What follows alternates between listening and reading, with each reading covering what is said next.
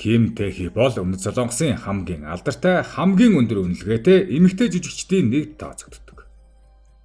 Түүний нэрийг Солонгос зөвхөн жүжигчин төдийгүй үндэсний хэмжээний гоо үзэсгэлэн гэх өргөмжилтэй хамт хэрэгэлдэг байсан үе бий. Гэхдээ түүний амьдрал зөвхөн төгс дүр төрх амжилтаар дүүрэн байсангүй. Ард нь хатуу өрсөлдөөн олон нийтийн дарамт, карьерийн уналт, хайр дурлалын шуугиан дахин босолтгээд маш урт зам байсан. Ким Тэхи 1980 оны 3 дугаар сарын 29-нд Өмнөд Солонгосын Пусан хотод төржээ. Дээрээ нэгийгч доороо нэгдүүтэй. Багаасаа маш онцгойлогтой хүүхэд байсан бөгөөд урлагийн салбар руу орохоос өмнө тэр бараг эрдэм шинжилгээний чиглэлээр явах хэмжээний хүүхэд байж. Тэр Солонгосын хамгийн нэр хүндтэй сургуулиудын нэг болох Сөүлийн үндэсний их сургуульд хувцсны дизайны чиглэлээр элсэн нь тухайн үед маш том сенсац болжээ. Учир нь хүмүүс ийм үзэсгэлэнтэй хүн дээрээс нь ийм ухаантай байж болдог юм уу гэж хүртэл ярьдаг байсан. Түүний урлагийн гараа санамсаргүй эхэлсэн гэдэг сургууль руугаа явж байх үед нь сурт ажиллагааны агентлагийн хүн гудамжинд таралтаж модель болох санал тавьжээ. Ингээд тэр эхлээд реклам, сэтгүүлийн зураг авалтанд оролцож эхэлсэн. Харин тун удалгүй телевизийн салбар түүнийг анзаарч эхэлсэн байна. Тэр үед Солонгосын entertainment ертөнцид олон зуун үзэсгэлэнтэй охид өдөр бүр дебют хийж хэдэн сарын дараа хүмүүсийн ой санамжаас арчигддаг байлаа. Харин Ким Тэхи анхнаасаа өөр байсан. Түүний зургууд сурт ажиллагааны самбар дээр гарч эхлэхэд хүмүүс энэ охин яг хэн бэ гэж асууж эхэлсэн. Анхны жижиг дөрүүдийн дараа хамгийн түрүүнд яригдсан зүйл нь түүний жүжиглэлт биш, харин бараг бодит биш мэт харагдах царай төрхөн байсан. Ич хүмүүсийг хамгийн их цочирдуулсан зүйл бол тэр зөвхөн үзэсгэлэнтэй биш, бас маш өндөр боловсралтай хүн байж. Солонгосын хамгийн нэр хүндтэй их сургуульд илсэн тухай хэвлэлүүд бичиж эхлэхэд түүний нэр улам хүчтэй тархсан байна. Тэр үеийн Солонгосын нийгэмд үзэсгэлэнтэй хүн ухаантай байж болохгүй гэсэн үл үзэгдэх ойлголт байсан учраас хүмүүс түүнд улам их анхаарал хандуулжээ. Бусад модельүүд шөнийн клуб, шоу арга хэмжээндээр танигдж эхэлдэг байсан бол Ким Тэхи номын сантай холбоотой түүхээрээ алдартай болсон нь сонин байлаа.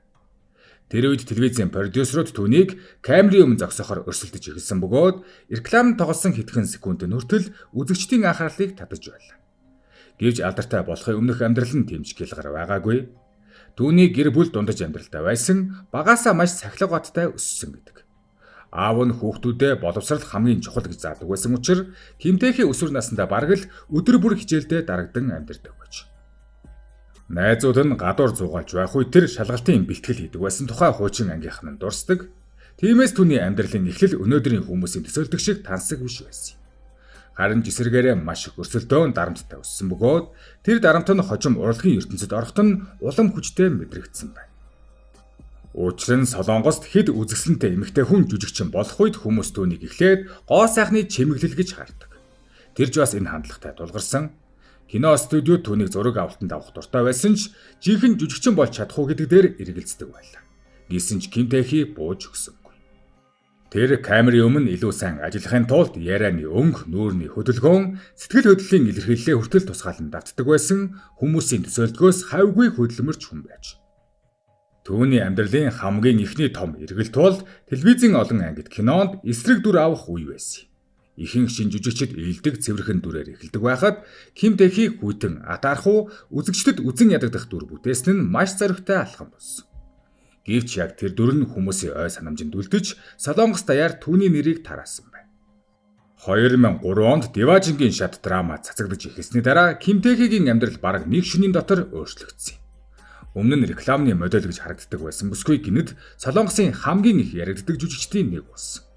Хүмүүс түүний дүрийг үнэхээр үзэн яддаг болсон нь тухайн жүжигчний хувьд том амжилт байлаа. Учир нь үзэгчид түүний тоглосон дүрийг бодит хүн шиг хүлээж авч эхэлсэн юм. Гэхдээ энэ амжилтын ард аимшигтай хэмжээний дарамт эхэлжээ.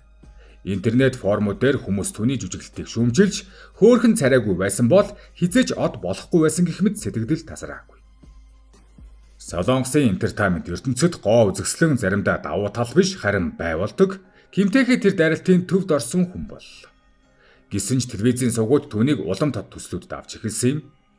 Уудалгүй тэр романтик драмын гол дүрүүдэд тоглож эхэлсэн бөгөөд олон залуусын мөрөөдлийн эмэгтэй болж хувирсан байна. Түүний тоглосон дүрүүд нь ихэвчлэн ухаалаг, хүршгүй мэт харагддаг эмэгтэйчүүд байсан нь бодит амьдралтай нь хүртэл холбогдож байлаа. Хүмүүс түүнийг төгс хүн гэж харж эхэлсэн ч тэр дотроо асар их айцтай байсан гэдэг. Учир нь алдар нэр хурдан өсөх тусам унах эрсдэл нь улам ихсдэг байв. Тэр үеэр Солонгост маш олон жүжигчин нэг л бүртлэхгүй киноны дараа карьераа алддаг байсан бөгөөд Кимтэхи өөрийгөө байнга батлах хэрэгтэй болжээ. Гэхдээ жинхэнэ оргил үеийн удалгүй ирсэн. Харвард дулсан харийн түүх болон Айрис зэрэг цувралууд түүнийг Азийн хэмжээний од болгосон юм. Ялангуяа Айрис бол тухайн үеийн хамгийн өндөр төсөвтэй солонгос драмануудын нэг байсан бөгөөд экшн, тагнуул, романтик төрлийг хослуулсан асар том төсөл байсан.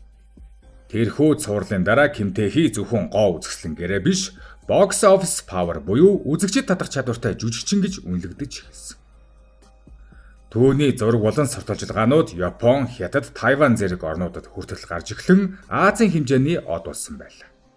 Хаашаа явсан сэтгүүлчид дагаж нисэх онгоцны буудал дээр олон зуун фэнүүд хүлээдэг болсон нь түүний хувьд нэг талын мөрөөдөл, нөгөө талаар хорих шиг мэдрэмж төрүүлдэг байж. Учир нь тэр энгийн амьдралаа бараг бүрэн алдсан юм.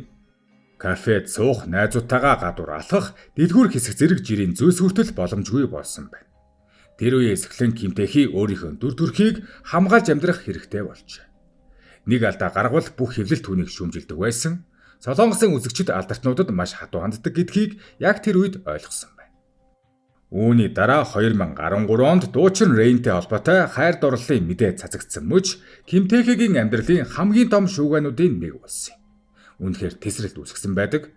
Тухайн үед Рейн өмнөд Солонгост бараг домог болсон хэмжээний алдартай болсон байсан бөгөөд дуучин, жүжигчин, бүжигчин гээд бүх тал дээр супер од гэж тооцогддог байлаа.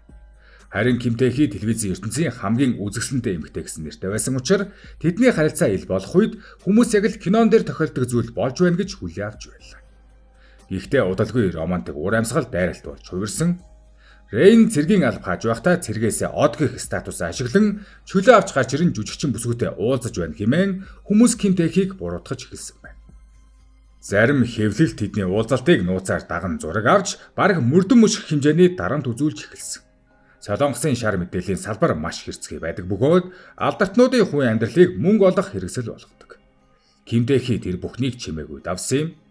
Тэр бараг ямар ч ярилцлага өгөөгүй олон нийтийн өмнө тайлбар хийхээс зайлсхийдэг байлаа. Энэ нь зарим хүмүүсийн дургүй хүргэж байсан ч нөгөө талаар түүнийг улам нууцлаг харагдуулдаг. Гэвч хайр дурлалын шугайн түүний карьерт нөлөөлж эхэлсэн. Зарим драманууд нь хүлээсэн амжилтанд хүрэхэ болж үзэгчдийн сонирхол шин залуу жүжигчид рүү чилжиж байлаа. Нас ахих тусам Солонгосын эмэгтэй жүжигчдэд ирдэг дарамт улам ширүүсдэг. Одоо түүний үе дуусаж байна гэсэн нийтлэлүүд хүртэл гарч эхэлжээ. Кимтэхи урд нь зөвхөн амжилттай холбоотой гарчигт ордог байсан бол одоо хуучирч байгаа од гэсэн ярианд орж эхэлсэн байна. Кимтэхи өөрөө ярихдаа энэ үе бол түүний амьдралын хамгийн хүнд мөчүүдийн нэг байсан гэж ярьдаг. Учир нь тэр бүх насаараа төгс байх ёстой гэсэн хүлээлтийн дор амьдарсан хүн байлаа. 2017 онд олон шуугианыг даван Рейнтэй гэрэлснийхээ дараа Кимтэхи хэсэг хугацаанд олонний нүдээс алга болсон.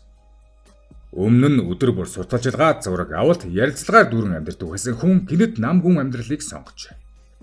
Гэвч үнэн дээр тэр анхудаа жирийн амьдрал мэдэрч эхэлсэн байж, хоёр ч хүүхдийн ээж болж, хүүхдээ өсгөх хугацаанд тэр урд нь хизээч мэдэрч байгаагүй тайван байдлыг олсон гэж ярьдаг. Гэхдээ entertainment ертөнц хэнийг ч удаан хүлээдэггүй. Шин залуу жүжигчид гарч ирж үзэгчдийн сонирхол хурдан өөрчлөгдөж байсан учраас олон хүн түүнийг эргэж ирэхгүй байх гэж бодсон байна. Гэхдээ мэдээж тэр иргэн ирсэн. Ээж хүний хагцал, үхэл, хайртай хүмүүсээ орхих зовлонгийн тухай өгүүлдэг Hi, Bye Mama драма нь гарах үед үзэгчид өмнөх Кимтэхиг биш, октоор эмэгтэйг харсан юм. Түүний харцанд өмнөх хүүтэн төгс байдал биш, амьдралын туршлага харагдаж байлаа. Олон ч хүн анхудаа Кимтэхигийн жинхэнэ сэтгэл хөдлөлтөй жүжиглэлтийг харлаа гэж үнэлсэн байна. Энэ бүтээл нь түүний карьерийн дахин босолтын нэг хэсэг болсон гэж ярьдаг. Залуу наснда гоо үзэсгэлэнгээрээ алдартай болсон эмэгтэй нас ахихтаа сэтгэл хөдлөлөөрөө хүмүүсийг татаж эхэлсэн. Энэ л үеэс Кимтэхиг бас нэгэн өөр нүдээр хардаг болсон. Зүгээр нэг үзэсгэлэнтэй жүжигчин биш, харин олон жилийн дарамт шүүмжлэлийн дунд амьд үлдсэн хүчтэй хүн гэж харах болжээ. Түүний амьдралын түүх үнэндээ Солонгосын entertainment ертөнцийн бараан талыг харуулдаг. Камерын өмнө инээмсэглэж байгаа алдартнууд дотроо асар их айдас, стресс тээж явдаг бөгөөд хүмүүсийн хайр маш хурдан үзен ядалтуулж хувирдаг. Кимтэхи бүхий л хугацаанд энэ бүхнийг биеэрээ туулсан хүн байлаа. Тэр интернетийн дайралт, худалд, суурхал, карьерийн уналт, насны дарамт гээд бараг бүх сорилттой тулгарсан. Өнөөдөр Кимтэхийг хүмүүс зүгээр нэг жүжигчин гэж биш, бүтэн үеийн бэлэг тэмдэг гэж ярьдаг болсон. 2000-ад оны Солонгосын драмын оргил үеийг дурсахад түүний нэр заавал гарч ирдэг. Тэр олон хүүхэд залуусын анхны шүтээнүүдийн нэг байсан юм. Гэвч түүний амьдралын хамгийн сонирхолтой зүйл нь зөвхөн амжилт биш, харин тэр амжилтын цаана байсан ганцаардал гэж өөрөө ярьдаг. Хүмүүс түүнийг төгс гэж хардаг байсан ч тэр өөрөө байнга дутагдaltaй мэт мэдэрдэг байж. Учир нь олон нийтийн хайр тогтворгүй байдаг. Өнөөдөр чамайг тэнгэрт өргөдөг хүмүүс маргааш унгахыг хүсэж болно. Солонгосын entertainment-ийн ертөнцид олон од маш хурдан асч унтарсан бол Кимтэхи олон жилийн турш үлдэж чадсан нь санамсаргүй зүйл биш. Тэр өөрийгөө байнга өөрчилж илүү нам гүм, илүү тогтвортой амьдралыг сонгож чадсан. Зарим одод шууганаар амьдардаг бол Кимтэхи эсэргээрээ нам гүм байдлаар хүчтэй хിവэрэ үлдсэн хүн байлаа. Түүний амьдрал болон амжилт нь кино шиг санагддаг ч үнэндээ тэр маш их хөдөлмөр гаргаж, тэсвэр болон дарамтын үр дүнг өөртөө шингээж чаджээ. Тэрээр карьерийнхаа туршид 13 олон ангид кино, 7 бүрэн хэмжээний уран сайхны кинон тоглож, маш олон зар сурталчилгаа брэндүүдийн нүүр царай болон ажилласаар байна. Өмнөд Солонгост гоо үзэсгэлэн бол давуу тал шиг харагддаг ч үнэндээ асар том ачаа болдог. Хүмүүс чамаас үргэлж төгс байхыг шаардна, нас ахихгүй байхыг, алдаа гарахгүй байхыг, үргэлж инээмсэглэж байхыг хүсдэг. Өнөөдөр 46 настай Кимтэхи тэрхүү шаардлагуудыг даван гарч Солонгосын урлагийн ертөнцид оргил дээр зогсож үзсэн ховор хүмүүсийн нэг болж.